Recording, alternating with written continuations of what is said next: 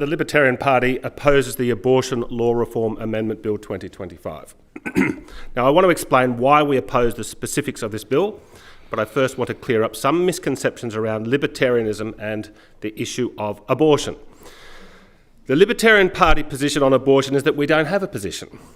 I am no fan of Wikipedia, but they do have an instructive page called Libertarians and Abortion, which details about 8 different positions.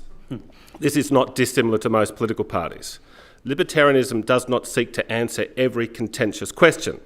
Libertarianism is a political philosophy narrowly focused on what the limit of the state should be. Now, the question of abortion is outside the remit of libertarian philosophy because this is a question of moral philosophy. When does life begin? Now, some libertarians, such as Harvey Millay, Ron Paul and Tom Woods, argue life starts at conception and are therefore opposed to abortion. Others, like Ayn Rand, believe life starts at birth, and others fall somewhere in between. As a result, libertarians hold a diverse range of opinions on abortion.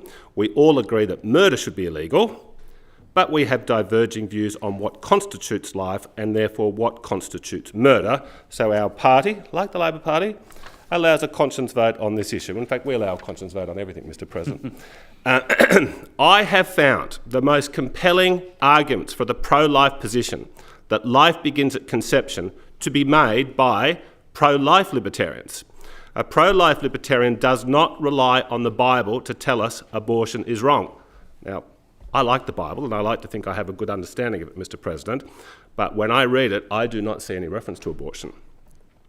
The very early Christians did campaign against abortion, but in terms of the actual scriptures, I do not see it there. Now, I suspect the biblical writers were silent on this subject because abortion was probably an unknown concept to the ancient Hebrews. The Hippocratic Oath of the Greeks, the gold standard in healthcare since the 4th century BC, does explicitly have doctors pledge, I will not give a woman a pessary to cause abortion. Now, I had been of the view that life didn't commence until the fetus had developed brainwaves, which is sort of 6 to 8 weeks after the pregnancy, into the pregnancy. My view had been that the fetus could not feel pain until that point. But pro-life libertarians challenged this approach via an appeal to reason. They asked, if a law says it's fine to abort a fetus prior to the formation of brainwaves, then is it fine to kill the fetus 5 minutes before the brainwaves forms? Mr. President, a law cannot decide at what moment the brainwaves forms because it will be sooner in some and later in other fetuses. But more significantly, the fetus is going to resemble something extremely similar right before or after any arbitrary line in the sand that a law decides is the moment a fetus can and cannot be aborted. That formula of asking, well, what about 5 minutes before your legal definition? What about 5 minutes before brainwaves, or 5 minutes before a heartbeat, or 5 minutes before a trimester, or 5 minutes before birth, etc.?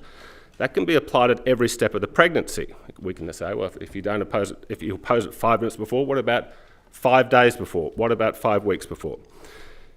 Conception is the moment of extraordinary and unique transformation. That is the moment when something radically different appeared from what was moments before. Conception is the transformative moment that begins everyone's life journey. That's when we all begin to exist. But even pro-choice libertarians would oppose this bill. Regardless of anyone's view on abortion itself, this bill is government overreach that tramples on freedom of association and freedom of conscience. This bill uses the force of the state to take abortion from something that is merely legal to a positive right, an entitlement that must be provided to everyone in a manner and location convenient to them, at the cost of taxpayers and potentially with the involvement of people and institutions who think it is morally repugnant. Schedules 1, 6 to 8 and 12 and Schedule 2 of the bill would force pro-life conscientious objectives to refer pregnant women onto other doctors for a procedure they believe is murdering an innocent child. That is not something that can be reconciled with any form of libertarianism. Schedule 1 of the bill also engages in the centralisation of power, removing the right for local hospital boards and public health organisations to determine which services they provide. It allows the state government to force organisations that offer health services to perform procedures their community may not have a demand for or simply not find morally acceptable. Now, an unintended consequence of this bill is that it would empower the minister to direct public health organisations and other faith-based health care services to provide abortions, which, if this bill is enacted, would happen. The unintended consequence would be that these services exiting New South Wales. I have received correspondence this week, Mr. President, from faith-based healthcare services saying just that. Some healthcare professionals feel so strongly about this issue that they would depart the state. What that would mean is that communities around New South Wales would have fewer health services, fewer health practitioners, and more unaddressed health issues. Heavy-handed government dictates so often are counterproductive, Mr. President. Many of our finest hospitals were built by a Christian church, continue to be owned and operated by a Christian church, and have caring Christian values. Shouldn't we acknowledge their efforts and have some reverence for their efforts to help the sick and not want to impose values on them that they do not share? Abortion is not an entitlement, and certainly not one that should ever override freedom of association or freedom of conscience in any way. So I oppose the bill. And in closing, Mr. President, I would like to acknowledge that Dr. Joanna Howell is with us in the gallery, and I would like to applaud her public activism in opposing this bill. Thank you.